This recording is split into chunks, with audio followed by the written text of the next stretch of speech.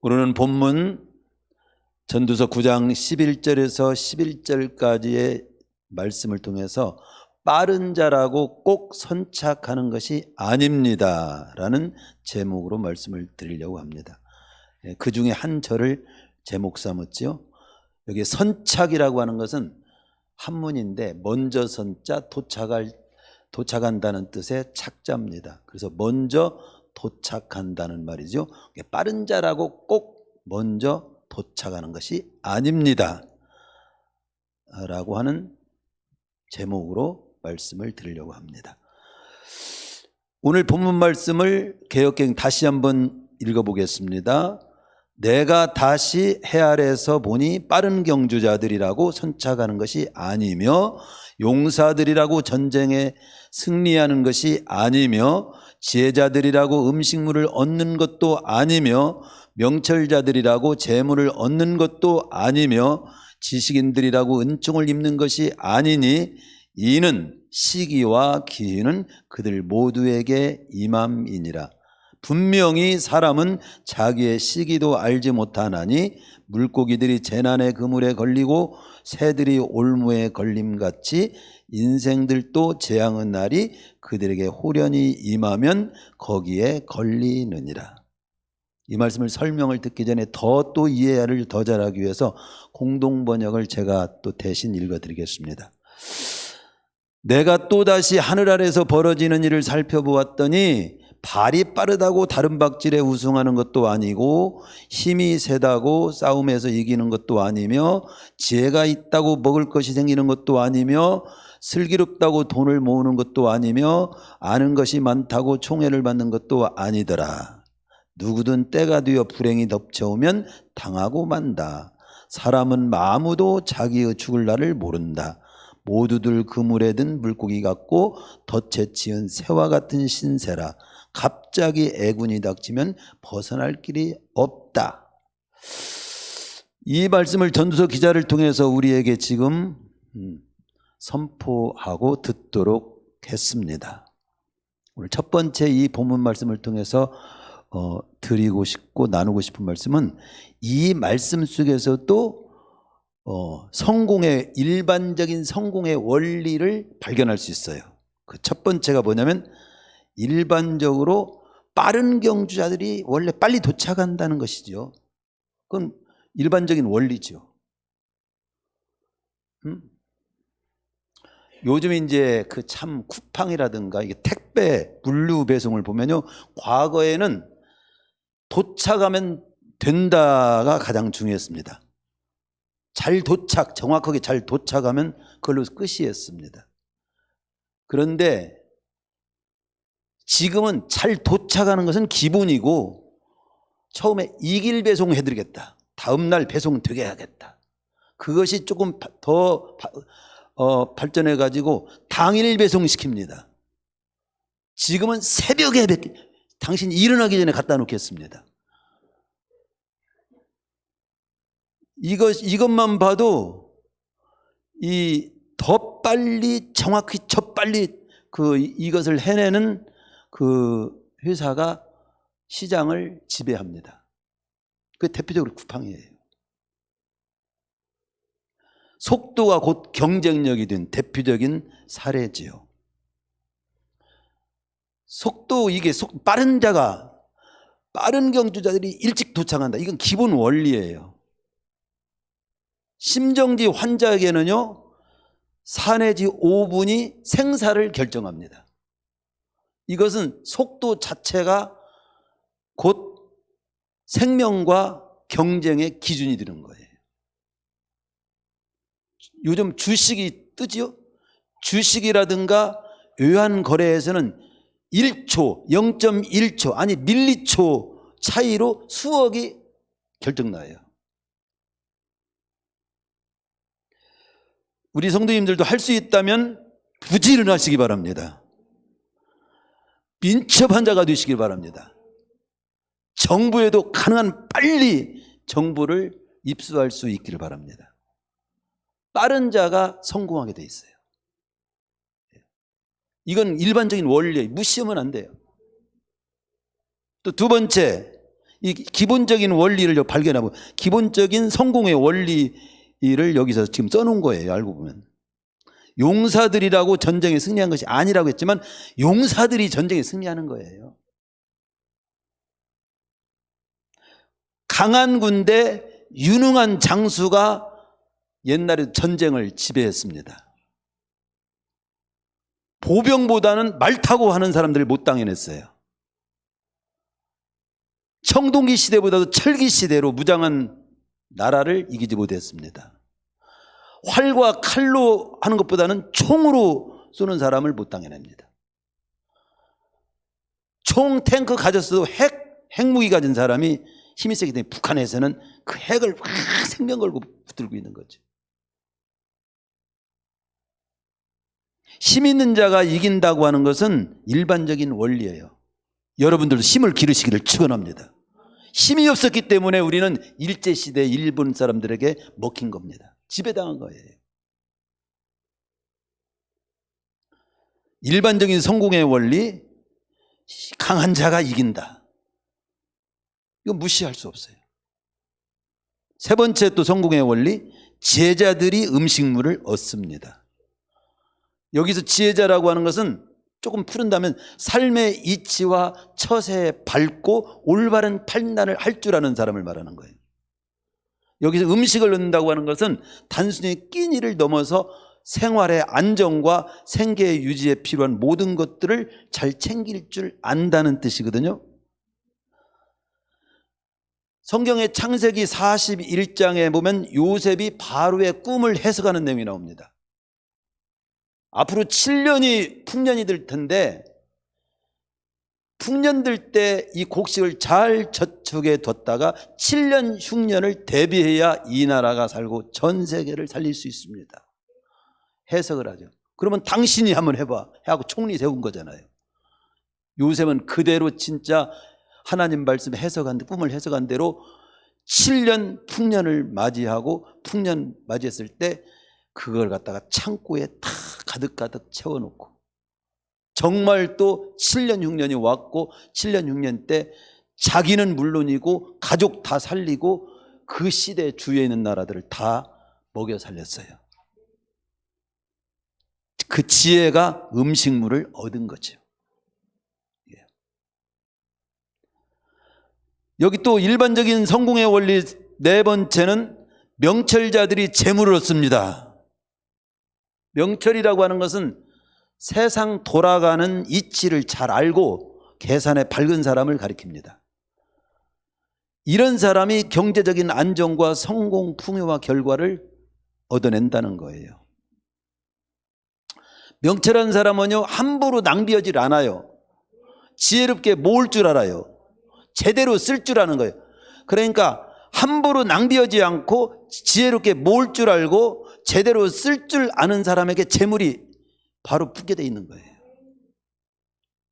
우리도 그런 사람이 되어야죠.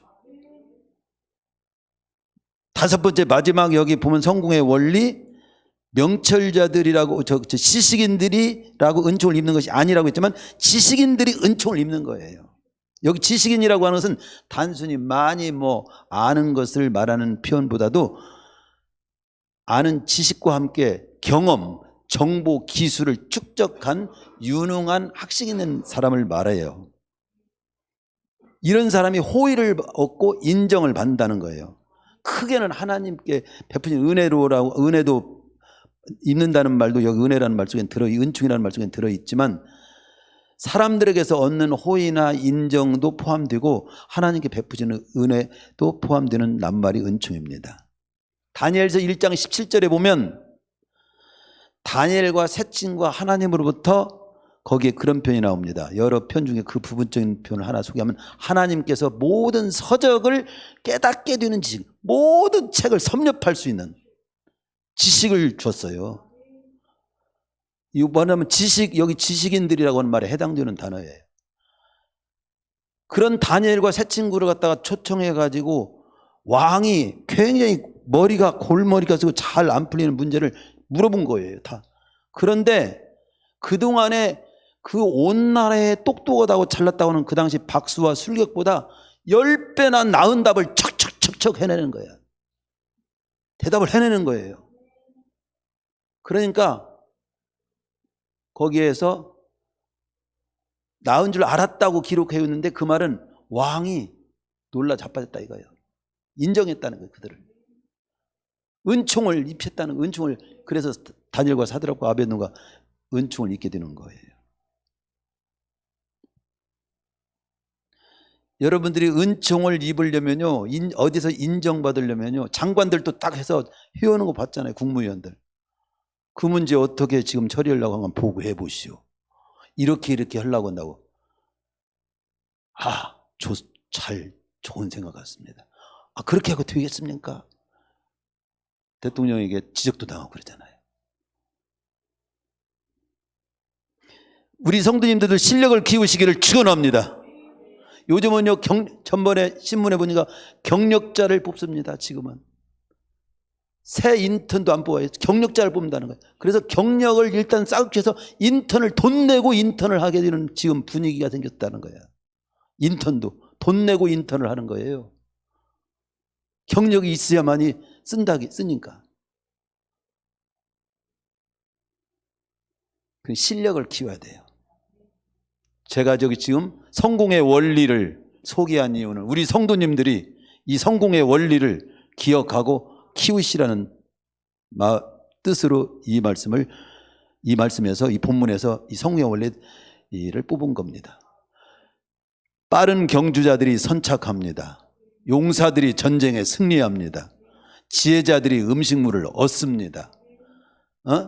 명철자들이 재물을 얻습니다. 지식인들이 은총을 입게 됩니다. 이건 일반적인 원리예요. 일반적인 원리를 무시하면 안 돼요. 오늘 그런데 11절은 그것을 전하려고 하는 게 아니에요. 일반적인 원리를 지금 말씀하려고 하는 것입니다. 아니라는 말이 나오잖아요.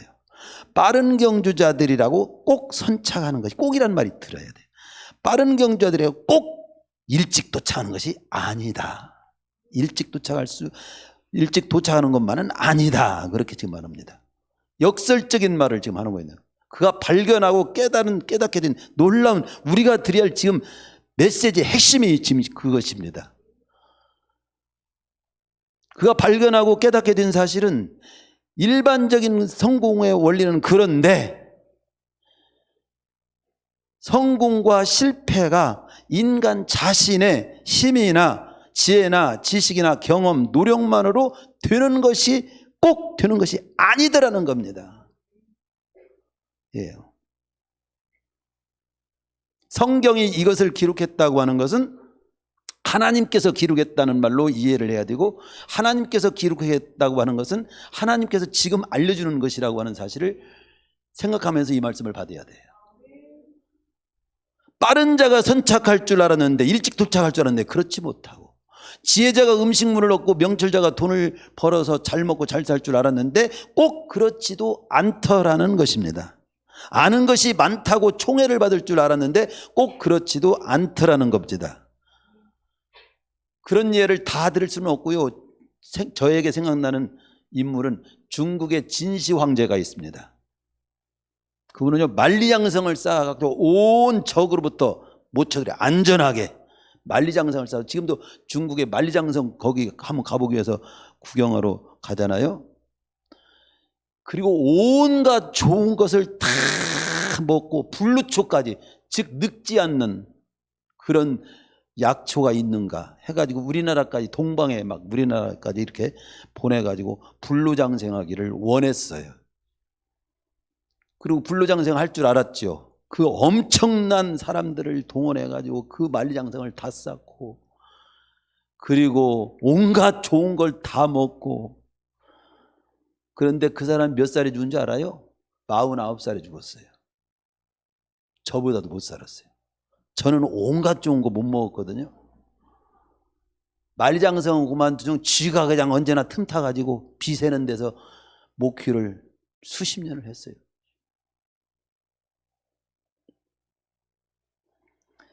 자신의 인생이 그래 계획대로, 노력대로, 준비한 대로 안 됐습니다. 인간의 삶의 성패는 인간의 노력과 실력과 계획만으로 되는 것이 아니더라. 이것이 지금 전주에서 지적해 주는 거예요. 깨달은 거예요. 발견한 거예요. 근데 왜 그럴까? 왜 그런가지요? 이 질문에 답이 나옵니다. 세 번째, 왜 그럴까? 본절에서는 시기와 기회가 작용하기 때문이다. 이유는 왜 그럴까는 시기와 기회는, 이 시기와 기회 때문에 그들 모두에게 임함이니라. 이 말을 이제 이해를 잘해야 돼요. 시기와 기회가 작용하기 때문이더라. 이것을 조금 어려운 단어로 말한다면 하나님의 주권과 섭리가 작용하기 때문에 그렇다. 그런데 그 하나님의 주권과 섭리가 섭리가 뭐냐?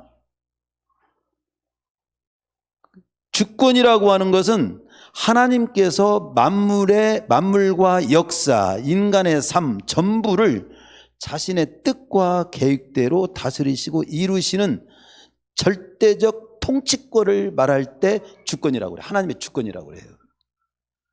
모든 만물, 역사, 인간의 삶 전부를 하나님의 뜻과 계획대로 다스리시고 이루어가시는 절대적인 통치권, 그게 하나님의 주권이라고 그래요. 하나님의 섭리라고 할 때는 하나님께서 창조하신 이 세상과 인간의 삶을 지금 보존하시고 인도하시고 그리고 모든 일을 합력해 가지고 선을 이루도록 다스리시는 그런 지속적인 역사를 섭리라고 합니다. 시기와 기회, 이 시기와 기회가 작용하기 때문이다. 시기와 기회가 작용한다는 말은 이 시기와 기회를 개역에서는 시기와 우연이라고, 개역성경에, 옛날 개역성경에는 시기와 우연이라고 했어요.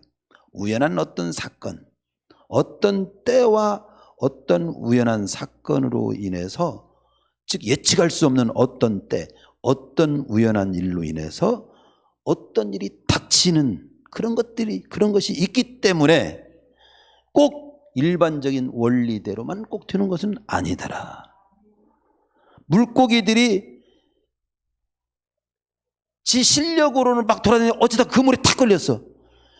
재난의 그물에 걸리고 새들이 마음껏 날아다니는 새들가 올무에 걸림같이 인생들도 재앙의 날이 호련히 임하면 거기에 걸리느니라. 그러니까 아무리 빠른 사람도, 아무리 건장한 용사도, 아무리 지혜 있는 사람이라도 물고기가 잔인한 그물에 걸려들고 새들이 덫에 걸리듯이 오늘 자기도 예측 못한 재앙의 날이 호련히 닥치면 결코 그런 재앙에서 피하지 못한다는 것입니다. 피하지 못하는 어떤 일들이 있기 때문에 일반적인 원리만으로 꼭 그렇게 된다라고 말할 수 없다는 겁니다. 그래서 시기와 기회라는 말을 히브리어로 찾아보니까 에트 바페가 불행한 어떤 사건이 일어난 때와 어떤 경우를 말하는 표현이에요.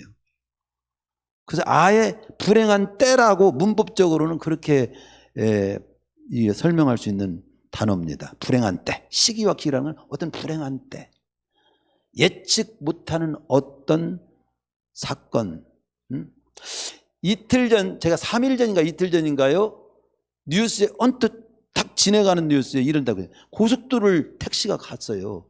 그런데 고속도로 옆에 제가 이제 좀 이해된 것으로는 고속도로에 큰 트럭이 뒤로 먼 짐을 날르고 부리고 하다가 뒤로 이제 후진을 했어. 뒤로 후진해 고속도로 옆에 있는 가로등인가 전부선 등가를 쳤어. 근데 전부선대가 넘어지면서 부러지면서 고속도로로 걸쳤어. 그런데 여기서 택시가 모르고 이거 왔어. 거기 쾅 부딪혔어. 그런데 거기에 택시에 탔던 40대 아내가 즉사했습니다. 여러분, 고속도로 가다가 그 고속도로는 완전히 안전한 자리 다 해놓은 정비된 자리예요. 거기에 넘어진 어떤 전무선대 같은 게 넘어자고 앞에 딱 가로막고 거기에 부딪혀가지고 사랑하는 아내가 바로 현장에서 즉사할 줄을 어떻게 합니까? 그것도 40대야. 나는 그 사건을 이틀 전에 뉴스에서, 여러분 봤습니까? 들었습니까? 갑자기 산사태가 나가지고 차가 매몰되는 거. 광주에서 아파트가 무너져가지고 그 사건이 일어난 거. 괌 비행기 추락 사건. 몇 년 전에 여기 또 광주, 제주 왔다 갔다 하는 비행기. 거기에 그렇게 그 사건이 일어난 거. 어떤 사람은 그냥 전혀 예측 못하는 순간에 내 인생이 끝나버리고, 어떤 사람은 기적적으로 살고, 인간으로서는 어찌할 수 없는 상황이 이 세상에는요, 누구도 가릴 것 없이 있을 수 있다는 거죠. 크게는 하나님의 주권과 섭리 속에 이 세상이 흘러가고 있다 이거예요.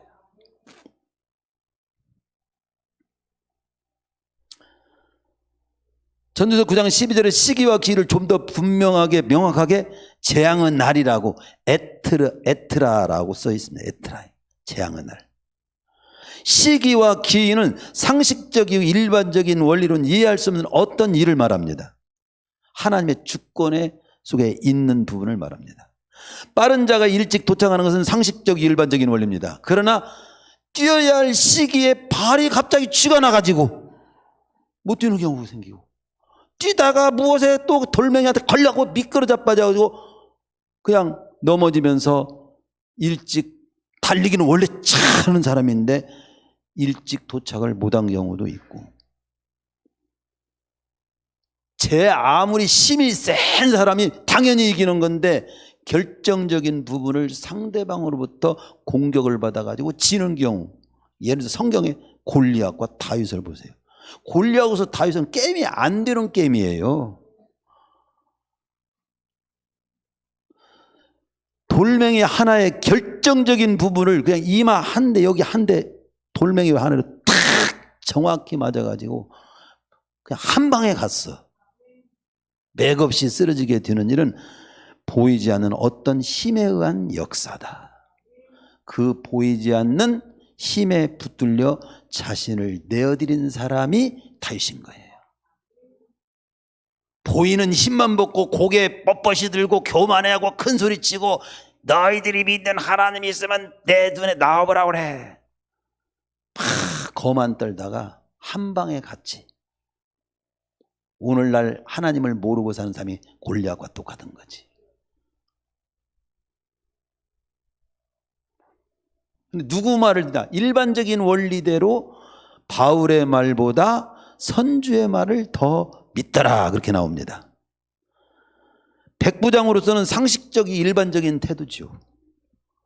그러나 우리는 이성과 하나님의 말씀이 맞설 때 우리는 하나님의 말씀을 더 우선순위에 두고 사는 사람이 믿는 사람이에요.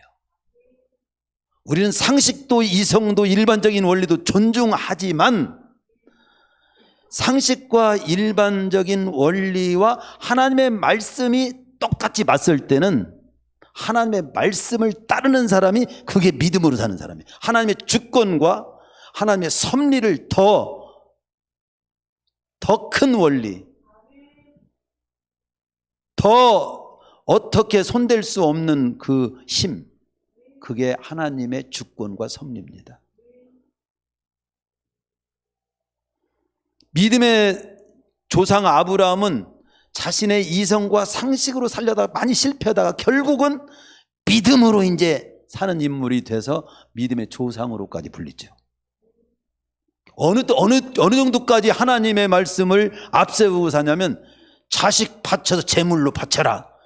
이해가 도무지 안 되지만 그냥 아침 일찍 가서 바치기로 그냥 출발하잖아요. 모리아산에서 자식을 진짜 바칩니다. 그때 이 정도면 됐다. 하나님께서 그러죠. 네가 하나님을 경외하는 줄을 이제 보여준 최고의 증거를 네가 보여줬다. 모습을 보여줬다. 큰 복을 줘. 그런 사람이 큰 복을 받게 된다는 뜻이죠. 이게. 그렇습니다. 네 번째, 그래서 오늘 드리는 핵심 요지는 뭡니까? 따라서 오늘 여기 11절에서 12절에서 보여주는 내용은 한마디로 하나님의 주권과 섭리를 인정하고 사는 자가 되라. 일반적인 원리에 해당되는 실력과 그런 것을 갖추되 하나님을 제치고 살지는 말라. 하나님을 앞세우고 살라. 인생사는 상식적이고 일반적인 원리대로만 되는 것이 아니다. 꼭 빠른 경주자라고 꼭 선착하는 것이 아니다. 시기와 기희, 시기와 우연, 예측할 수 없는 불행이나 재난이 있을 수 있기 때문에 그렇다. 그 부분이 바로 하나님께 속한 부분이다. 따라서 우리 인생은 하나님을 뒤로 제치고 살면 안 된다고 하는 메시지를 지금 하나 우리에게 깨우쳐 주는 거지요. 언제나 하나님을 경외하며 그분을 앞세우며 사는 가운데서 일반적인 원리를 잘 존중하고 갖춰야지. 하나님은 뒤로 확 제쳐버리고 일반적인 원리와 상식, 자기 생각, 자기 계획, 자기 감정, 자기 똑똑, 자기 지혜, 자기 잘난 것만 가지고 사는 것은 어리석은 생각이다. 어리석은 모습이다.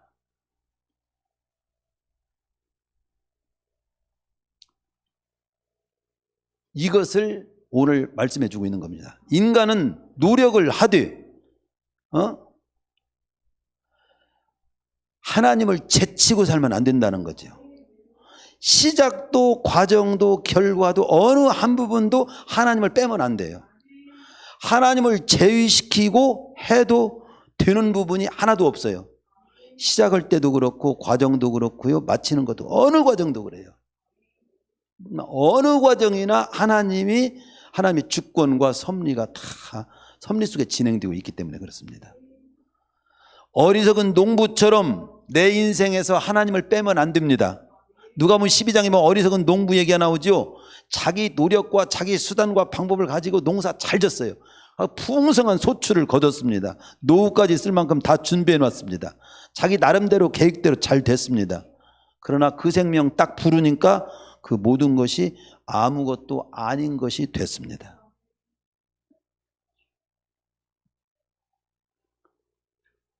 즉 우리는 농사 잘 지었더라도 일반적인 원리로 수확 거두더라도 하나님이 보여주는 더 큰 준비를 하는 가운데서 그것도 해야 된다 이거예요. 공부를 해도 사업을 해도 그리고 합격을 하든 불합격을 하든 사업이 잘 되어 돈을 벌었든 안 되어서 못 벌었든 아주 기본적으로 오늘 말씀을 통해서 말씀해 주시는 것은 뭐냐면 하나님을 경외하며 하나님을 우선수에 놓고 살아. 놓고 살아. 그것은 변하면 안 돼. 욥처럼 살아. 주신 자도 취하신 자도 여호와이십니다. 성공도 실패도 하나님께 있습니다. 언제나 찬송을 받으실 하나님은 변함이 없습니다. 그렇게 고백하고 살아 이거죠. 똑같이 죽을 병이 들었는데 아사 왕은 하나님 제치고 살다가 3년 만에 죽었고요. 히스기야 왕은 똑같이 죽을 병인데 하나님을 앞세우고 풀어가고 15년 생명 연장받고 자기도 살고 나라도 살렸습니다. 거기 역대하 16장 11절에서 13절에 보면 유다 왕 아사의 행적을 성경은 기록해 놓고 있죠. 기록해 놨다는 건 보라 이거야. 이렇게 살면 안 된다는 것을 보라는 거예요. 그 12절에 이렇게 나옵니다. 아사가 왕이 된 지 39년에 그의 발이 병이 들어 매우 유독했으나 병이 있을 때 그가 여호와께 구하지 아니하고 의원들에게 구하였다. 거기다 함자 우리말로 쓴다면 의원들에게만 구하였더라. 의원들만 찾았다. 병원만 찾았다. 약만 먹었다 이거야. 수술만 했다 이거야. 13절에 아사가 왕위에 있으니 41년 후에 병든 지 41년 후가 아닙니다. 거기 39년에 병이 들었고 41년인가 3년 된 거예요. 3년 만에 거기 보면 41년에 죽었다로 끝납니다. 왜? 병이 들었을 때 위독했는데 그때 여호와께 구하지 아니하고라는 말을 걷다 써놓고 하나님이 기록해놓고 의원들에게만 구하였다는 말을 왜 쓰게 했을까요? 이 아사 왕이 일반적인 원리를 존중한 것이 나쁘다는 뜻이 아니에요. 하나님 제치고 살았다 이 말이에요. 하나님 제치고 사는 것을 하나님은 좋게 보지 않은 겁니다. 또 아니 하나님 제치고 사는 것이 가장 지혜롭게 사는 것이 못 된다는 것을 지적해 준 거죠. 하나님보다 세상을 더 의지한 모습을 안 좋게 보신다는 것을 표현한 겁니다. 이에 반해서 열왕기하 20장 히스기야 왕은 죽을 병이 들어가지고 유언을 남기라고 주의종을 통해서 그런 말까지 전달받았어요. 그때 그는 낯을 벽으로 향하고 여호와께 기도하며 눈물로 기도했어요. 그런데 15년 생명을 연장받고 그 당시 바로 앞에 등불 같은 상황에 있던 나라도 구하고 자신의 생명도 구한 기록을 보여줍니다. 히스기야 왕은 하나님을 앞세우고 부러운 거지. 똑같이 죽을 병이 들었는데 하나님은 한 사람은 아사 왕은 하나님 제치고 풀어가고 히스기야 왕은 하나님 앞세우고 풀어가고 그 기록을 똑같이 보여주면서 너는 어떻게 네 인생을 풀어가야 되는지 알겠느냐? 이렇게 저에게 감동해 주면서 이걸 성도들에게 꼭 선포해라. 아사처럼 풀어가지 말고 히스기야처럼 풀어가라고.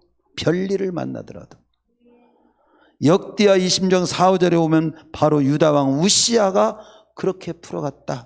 히스기야처럼 여호와를 찾을 동안에는 하나님이 형통하게 하셨더라.